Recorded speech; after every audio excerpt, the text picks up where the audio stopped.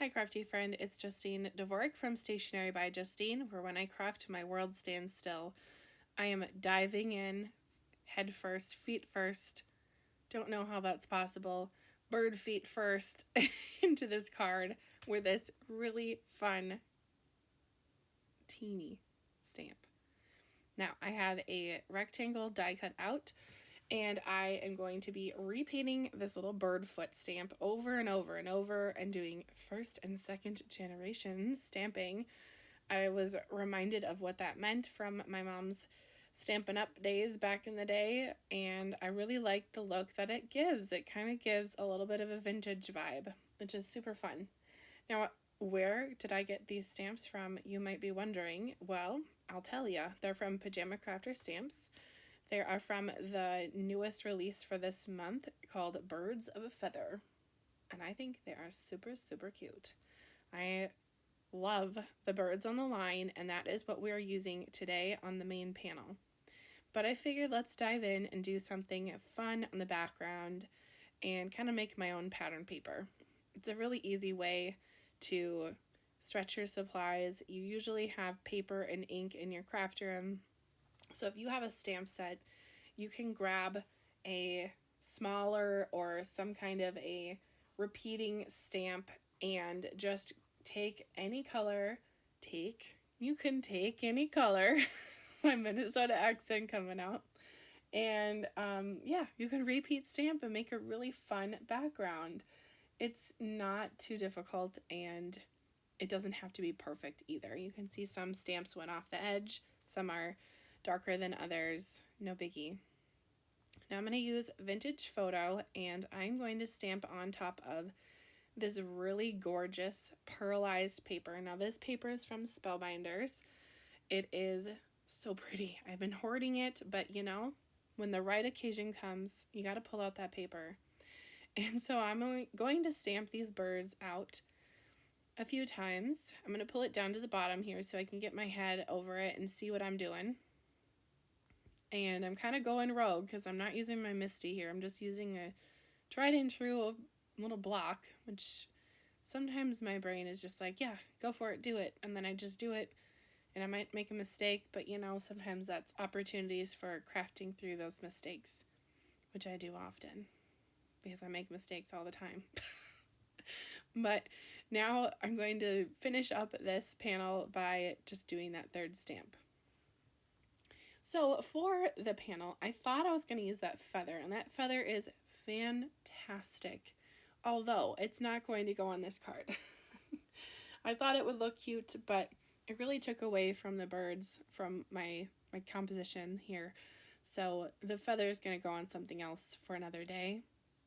But my vision was to have these little birds behind this giant lacy bow and just have them be. But they were looking a little dull. They needed a little life.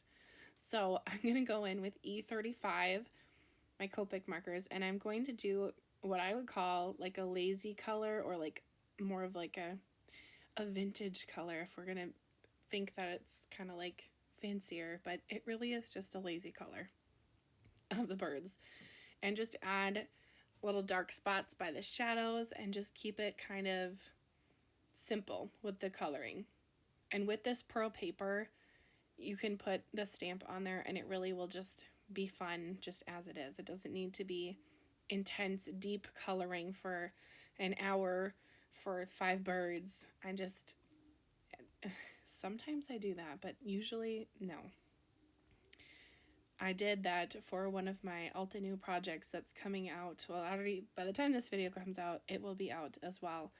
But I spent 5 hours coloring a card panel, and whoa. I love the results, but that is typically not how I craft. So this is more my vibe. It's just kind of playful. I've been dipping my toe into the mixed media pool. I really love the look of mixed media, so I will probably be bringing that onto my channel more. The thing is, I feel like I need more supplies to be like truly mixed media, so I don't know. We'll see. We'll see what happens. I feel like vintage photo is like the gateway into mixed media, and I already have that ink. But as I finish up the last bird here, I'll just talk about some of the other fun features in the stamp set. There are bigger birds that are just so cute. They look like they're little nuzzling each other. There's that gorgeous feather like you see on the screen. I've made several cards with the set already, so if you pick up that set, you can have some inspiration if you'd like from some of the other ones I did. One of the videos that had blue paper on the background with a circle, the peekaboo circle from from Pajama Crafter Stamps, and it just had a really fun focal point on it. So I just would challenge you to try to use your things in different ways. So a lot of times we'll grab something new for our craft room, and then we'll make maybe one or two things with it, and then you stash it away and more stuff comes in and you think, oh yeah, what about that? My challenge for myself this summer, or my goal more like, is to get some of my supplies a little bit better organized. My die storage is basically non-existent, which is kind of crazy town because I do have product coming into my craft room basically weekly because I do this for my side gig here, and I have to figure out a better storage solution because I'm drowning in supplies, which is such a lovely drowning, but you know, I want to be able to see what I have so I can use it, because if it's out of sight, it's out of my mind. Maybe you're the same way, I don't know. Anyway, my E31 is just going to lightly blend with the E35 I used before. This brushed white cardstock is really not meant for Copics. I mean, it's working and things are blending, but it's not what I would choose to Copic color on all the time. But for like a mixed media moment, like what I'm trying to do now, it's working out very well. And it has like this pearlized look to it, which is just so pretty. I feel like the neutral tones are so in right now. They've been in with home decorations and even for like gift wrapping. So I think that this color palette would be kind of fun to give as a present, or like with a present. Let's normalize gift cards, you know. My still all-time favorite die from 2024 would be the compass die from Pajama Crafter Stamps that has the option for a gift card. I think that die is so good. If you don't have that one or you don't know what I'm talking about, you can check out compass die on my channel or the Pajama Crafter Stamps YouTube channel, and you'll see several projects I've made with the compass die. Now, to really give this more of like a grunge vintage look, I'm going to take my vintage photo ink, which is Distress ink, and go around the edge. But first I'll remove a little bit of tape. By the way, the rectangles that I'm using today, I have 3 of them there. The white, the pink, and the tan shapes. Those are all from Spellbinders. Those are the perfect, what are they called? I have them here on my desk because I have been pulling for them a lot recently. Let me know if you have dies in your craft room that just live on your desk, or they're ones that you pull for often, because I feel like I'm the only one who talks about it like it's normal, but maybe it isn't normal. Who knows, honestly. Anyway, the rectangles are called Perfect Touch Rectangles and Tags, and they are a very good one to have. So if you don't have a rectangle die, I recommend that one. It just has like a little bit of something on the border. It kind of looks like little V's or little smileys, and I think it's just one that's kind of versatile in that way. Versatile. Listen to me, Miss Southern accent, like I'm from the South or something. Anyway, I'm going to grab the skinny little sentiment that says, "A little birdie told me," because I think that is just so cute. And I think that this would be really cute to do for like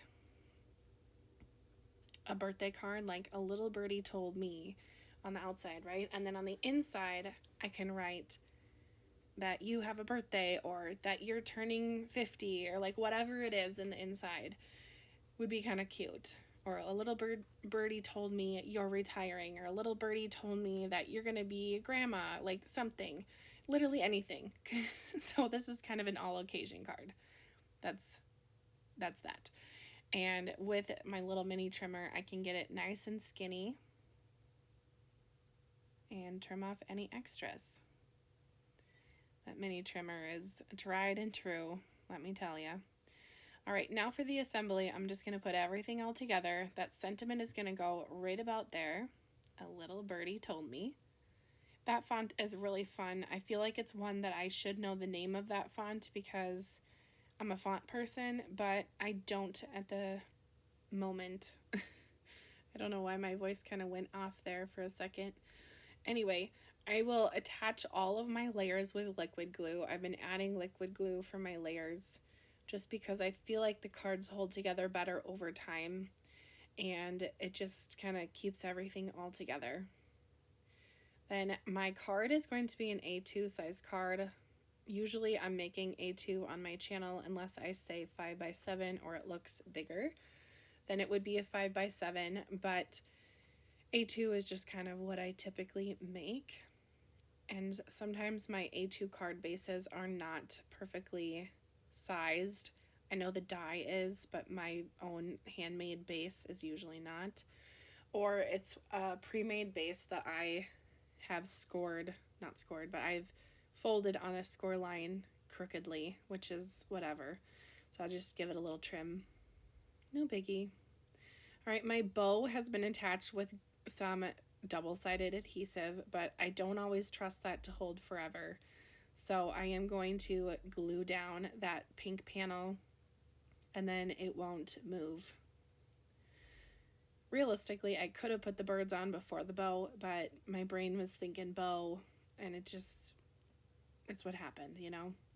And then for a little extra dimension, we're going to put some foam on the back, and that just gives it a little bit of some depth and some texture. I think those bird feet are just so fun in the background. Maybe not bird feet, that sounds really weird. Bird footprints sounds a little more less creepy. We'll just put it that way, less creepy. And then I am going to put some foam on my sentiment and just have that say, a little birdie told me, popped up. Let me know in the comments what you think about this card, and if you would ever try making your own background patterned paper with a stamp. Or maybe you have done that in the past. This isn't like groundbreaking that I'm discovering this, but I just figured I would do a little video tutorial about that. So if you haven't tried that out, I challenge you to give it a try today. Sound like a salesman. Come on down, the price is right today. Anyway, here's one last final look at the card. You can really see that pearlized look. Thank you again for watching, and we'll see you next time. Bye, crafty friend.